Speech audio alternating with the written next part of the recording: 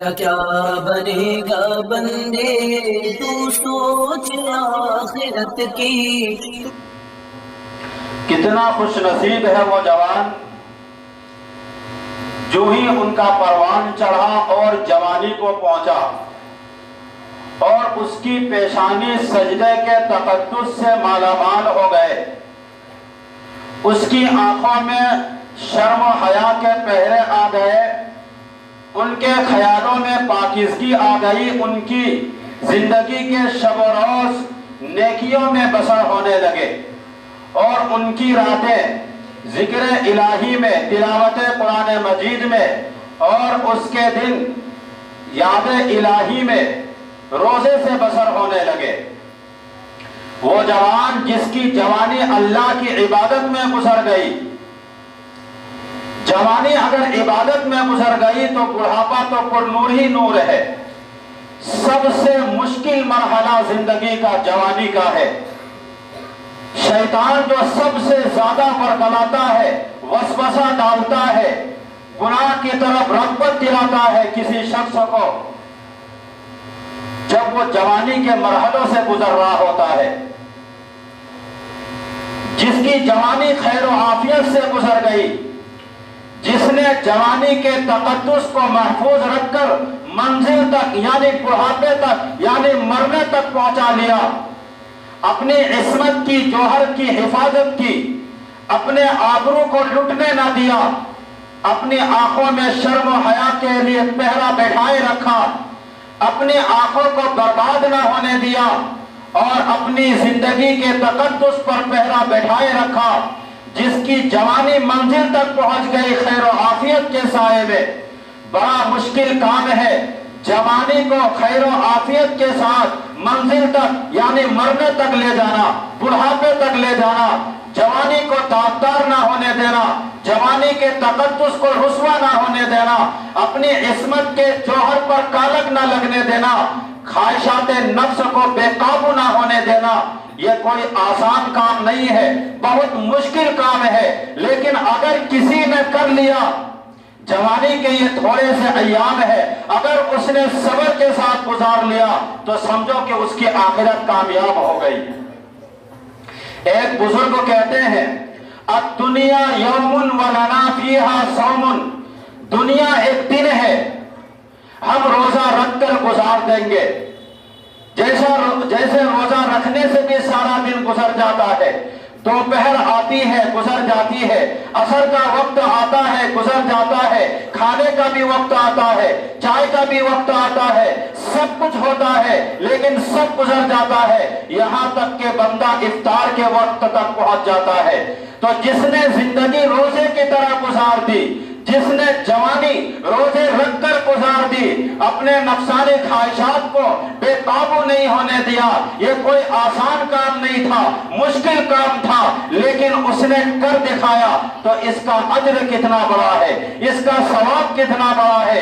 سنیے اللہ کے نبی صلی اللہ علیہ وسلم کی زبانی، رسول اللہ صلی اللہ علیہ وسلم نے ارشاد فرمایا، حضرت ابو ہریرہ رضی اللہ تعالی عنہ کے ذریعے سے ہمارے تک پہنچی ہے کہ کل قیامت کے دن جب سورج کا رخ بالکل سیدھا ہوگا، زمین تانبے کی ہوگی، لوگ پسینے میں شرابور ہوں گے، کوئی ٹخنوں تک، کوئی گھٹنوں تک، کوئی کمر تک، کوئی سینے تک، کوئی سر تک پسینے کی لگام دی جائے گی، اور وہ پسینہ ایسا نہیں ہوگا جیسے یہ پسینہ ہے، وہ اتنا گرم ہوگا۔ ایک بزرگ کہتے ہیں کہ اگر اس پسینے کو احد پہاڑ پر ڈال دیا جائے تو احد پہاڑ پگھل جائے، اتنا گرم ہوگا اور وہ اتنا بدبودار ہوگا۔ اگر اس پسینے کا ایک قطرہ دنیا میں ڈال دیا جائے تو انسان کیا جانوروں کے بھی دماغ پھٹ جائیں گے، اس پسینے میں لوگ شرابور ہوں گے۔ لیکن جس نے جوانی کو خیر و عافیت سے گزارا ہوگا، کل قیامت کے دن جہاں کوئی سایہ نہیں ہوگا، اللہ رب العزت اس جوان کو اپنے عرش الہی کا ٹھنڈا سایہ نصیب کرے گا۔ اسی طریقے سے وہ جوان، وہ انسان، وہ مرد جس کو کسی عورت نے، کسی خاتون نے، کسی لڑکی نے دعوت گناہ دی، وہ صاحب جمال تھی، خوبصورت تھی, صاحب منصب تھی, مال والی تھی, لیکن اس آرزو کو, اس تمنا کو, اس خواہش کو یہ کہہ کر ٹھکرا دیا, انی اخاف اللہ, میں اللہ سے ڈرتا ہوں, تمہارے ساتھ یہ گناہ نہیں کر سکتا. اسی طریقے سے اگر کسی مرد نے کسی عورت کو, کسی خاتون کو, کسی لڑکی کو دعوت گناہ دی, لیکن اس عورت نے, اس خاتون نے, اس لڑکی نے یہ کہہ کر ٹھکرا دیا, انی اخاف اللہ, میں اللہ سے ڈرتی ہوں, میں تمہارے ساتھ یہ گناہ نہیں کر سکتی, تو کل قیامت کے دن ایسے جوان کو, ایسے مرد کو, ایسے خاتون کو, ایسے لڑکی کو, جہاں کل قیامت کے دن کوئی سایہ نہیں ہوگا, اللہ رب العزت ایسے لوگوں کو, ایسے خاتون کو اپنے عرش الہی کا ٹھنڈا سایہ نصیب کرے گا. کتنا سخت دن ہوگا, کس اعزاز اور کس اکرام میں ہوگا. یہ تو 30, 40, 50, 60 سال کی زندگی ہے, اور وہاں کا ایک دن 50,000 سال کا ہوگا.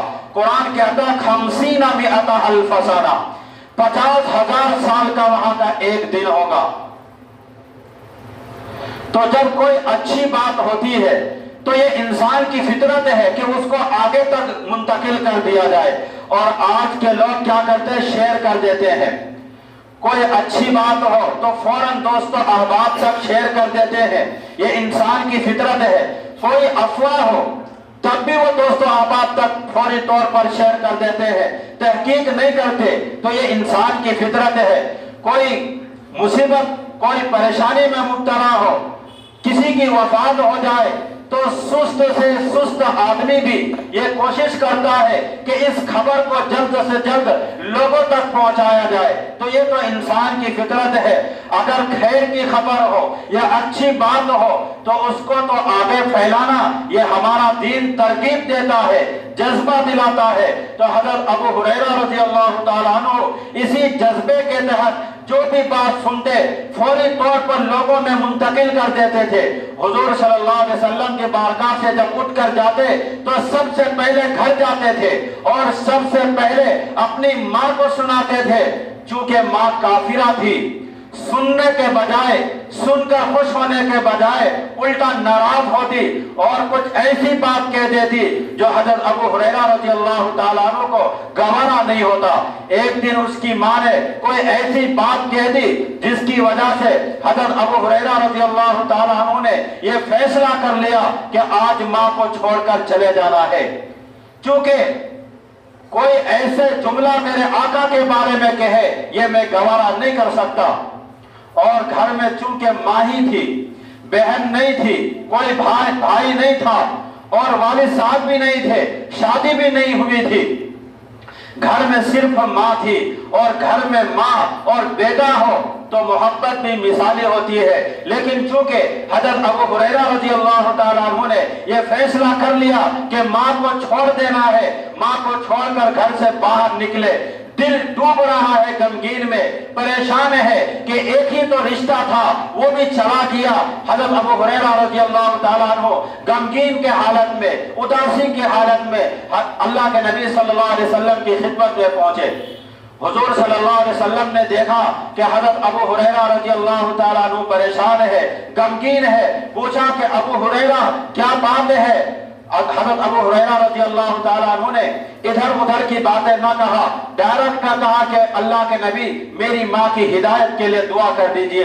اللہ کے نبی صلی اللہ علیہ وسلم نے نہیں پوچھا کہ کیا ماجرا ہے, کیا بات ہے, فوراً اللہ کے نبی نے ہاتھ اٹھا لیا اور الفاظ یہ ہے, اللہم مہدی ام ابی ہریرہ, اے اللہ ابو ہریرہ کی ماں کو ہدایت دے دیجئے. ادھر اس نے بے چینی سے یہ بات کہی, ادھر نبی نے دعا کے لیے ہاتھ اٹھا دی, اور نبی کا ہاتھ خالی تو نہیں آ سکتا تھا. حضرت اللہ کے نبی نے ہاتھ دعا کے لیے اٹھا دی. ادھر حضرت ابو ہریرہ رضی اللہ تعالیٰ عنہ گھر کی طرف دوڑ لگا دیے. کسی نے پوچھا کہ ابو ہریرہ آج کیا بات ہے, آج اتنے جلدی میں گھر جا رہے ہو؟ حضرت ابو ہریرہ رضی اللہ تعالیٰ عنہ نے کہا کہ آج ہی تو دیکھنا چاہتا ہوں کہ میں گھر پہلے پہنچتا ہوں یا اللہ کے نبی صلی اللہ علیہ وسلم کی دعا پہلے پہنچتی ہے. جب دروازے پر دستک دی تو اندر پانی کے کھنکنے کی آواز آ رہی تھی، جیسے کوئی غسل کر رہا ہو۔ آواز دی تو اندر سے آواز آئی، بیٹا ابو ہریرہ ابھی میں آئی۔ حضرت ابو ہریرہ رضی اللہ تعالیٰ عنہ سمجھ گئے، لہجے سے پہچان گئے کہ یہ نبی کی دعا بول رہی ہے۔ تھوڑی دیر بعد ماں آئی، تازہ آثار وضو کے ساتھ، غسل کے وجہ سے سر سے پانی کے قطرے ٹپک رہے تھے، اور حضرت ابو ہریرہ کہتے ہیں میری ماں کے لبوں پہ، ہونٹوں پہ میرے نبی کا کلمہ جاری تھا۔